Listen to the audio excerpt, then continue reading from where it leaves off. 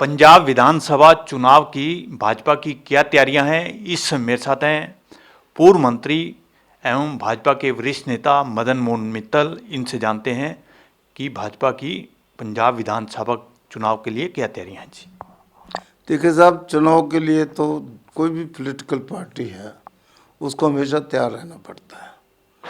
तो हम भी उसी दृष्टि से चुनाव के लिए अपनी तैयारियां कर रहे हैं और जगह जगह जा कर के कैंडिडेट कौन होगा, उसकी क्या तैयारी है, क्या उसका वहाँ प्रभाव है, कौन कौन लोग लड़ सकते हैं, उनमें से बेस्ट कौन है, सो इस ढंग से सिलेक्शन चल रही है। मित्तल साहब, जिस तरह पूर्व मुख्यमंत्री कैप्टन अमरिंदर सिंह को हटाया गया है और उसके बाद वो भाजपा नेताओं से भी मिले हैं और अब उन्होंने कहा है कि पार्टी बनाने की भी बातचीत हो रही है, तो अगर कैप्टन अमरिंदर सिंह पार्टी बनाते हैं तो पंजाब विधानसभा चुनाव पर क्या असर पड़ेगा?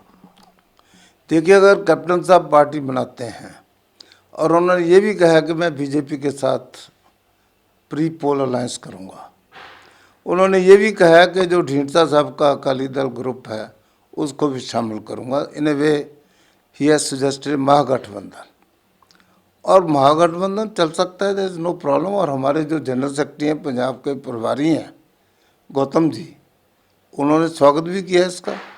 तो कैप्टन साहब के साथ 92 में भी हमने मिलकर चुनाव लड़ा था, मैं अध्यक्ष था उस समय पार्टी का। तो कैप्टन साहब के साथ, और अब हम उनको राष्ट्रवादी मानते हैं क्योंकि उनकी सोच देश के हित में है और वो परिवार हमेशा राष्ट्रवादी रहा है।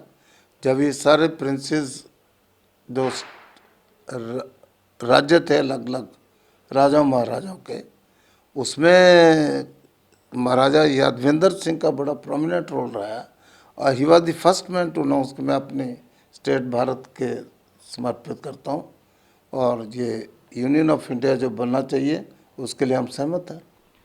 मित्तल साहब, अभी आपने अरूषा आलम का बारे में भी चर्चा की और जो पंजाब के गृह मंत्री हैं सुखविंदर सिंह रंधावा, उसका भी जिक्र किया।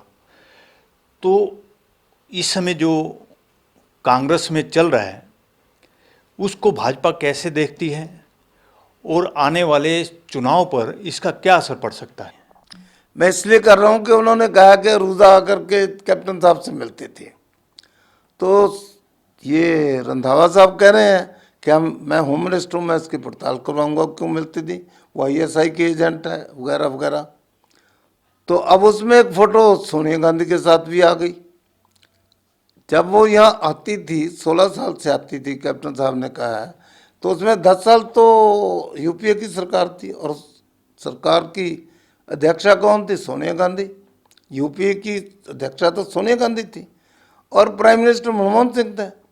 और वो UPA की चेयरपर्सन सोनिया गांधी से अगर वो आके मिलती थी और फिर कैप्टन साहब से मिलती थी, तो इसका मतलब अगर कैप्टन साहब के मिलने से IS लिंक बनता है तो सोनिया गांधी कहाँ बाहर निकल जाएगी?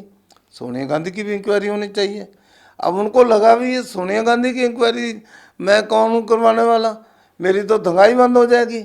अगर मैंने कैप्टन साहब का नाम लेकर सोनिया गांधी की इंक्वायरी की मांग उठ रही है तो मुझे तो बचा ही नहीं मेरा कोई। पहले चीफ मिनिस्ट्री खोली, अब डिप्टी चीफ मिनिस्ट्री खोलूँगा, पता नहीं टिकट भी मिलेगा कि नहीं मिलेगा। इसलिए यू टर्न लेने के अलावा उनके पास कुछ है ही नहीं। और कांग्रेस की तो ये नीति रही है, पहले बोलते कुछ है, करते कुछ है, यू टर्न लेते देर नहीं लगती और भांडा किसी न किसी फोड़ देते हैं। सो इसलिए मैं ये समझता हूँ कि जो इस बार चुनाव लड़ा जाएगा मुद्दों पे लड़ा जाएगा, हम अपने मुद्दे रखेंगे।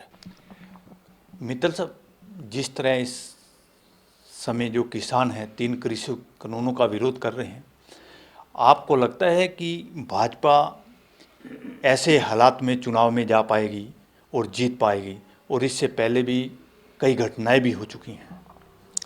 देखिए, बड़ा अनफॉर्चुनेट है। देखिए, किसान जो एजिटेशन कर रहे हैं वो लोकराज की दुहाई देते हैं, डेमोक्रेसी की बात करते हैं, लेकिन जब हम गांव में जाते हैं, कोई रैली करते हैं या कोई मीटिंग भी करना चाहते हैं, उसके ऊपर वो हल्ला गल्ला मचाते हैं। ये दो किस्म का कैसा लोकराज हो गया। डेमोक्रेसी में तो वो अपनी बात रखें, हम अपनी बात रखें, पर मुझे लगता है कि किसानों में कुछ पॉलिटिकल थॉट्स ऐसे आ गए, पॉलिटिकल लोग ऐसे आ गए, वो चाहते हैं कि हम किसानों पे कंधे पे रख के अपनी राजनीति कर लें, वैसे वो नॉन एग्जिस्टेंट हो गए। तो इसलिए किसानों को एक्सप्लॉइट किया जा रहा है विरोधी पार्टी की तरफ से। अब उनको भी समझ तो आ रही है, लेकिन कई बार समझ आने के बाद भी रास्ता नहीं निकलता।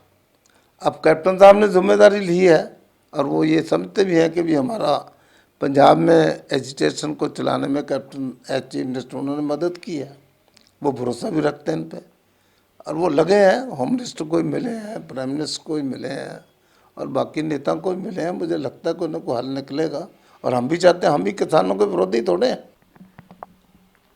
ये थे मेरे साथ पूर्व मंत्री एवं भाजपा के वरिष्ठ नेता मदन मोहन मित्तल। इन्होंने कहा है कि पंजाब विधानसभा चुनाव के लिए भाजपा पूरी तरह से तैयार है। इसके साथ साथ उन्होंने पंजाब कांग्रेस सरकार पर भी निशाना साधा है।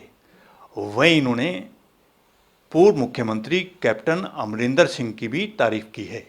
Anil Kumar, total news, Chandigarh.